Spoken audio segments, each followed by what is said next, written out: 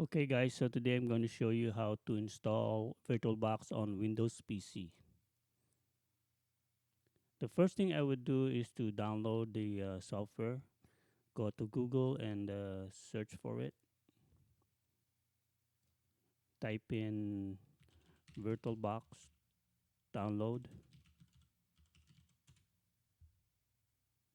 Click on the first link on the search result and it should bring you to the virtualbox.org website. The latest version for VirtualBox is 6.1.18 on the time of this install.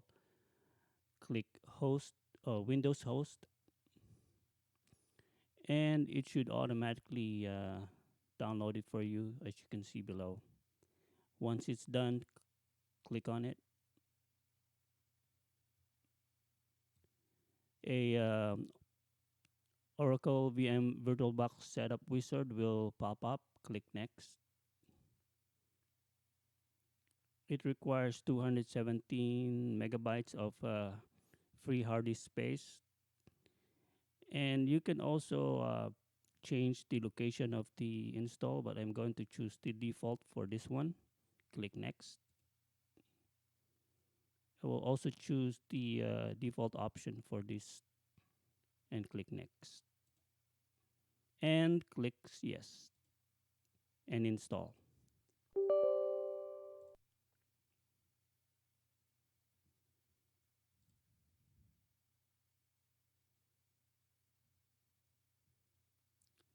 And yes, I would like to start VirtualBox and click finish.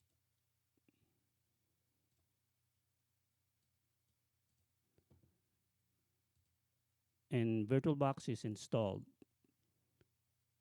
One thing to note is that on your control panel, network and internet, network and sharing center, on the adapter settings, you should see a VirtualBox Ethernet adapter added on your network interfaces, and which will be used when you create new virtual machines.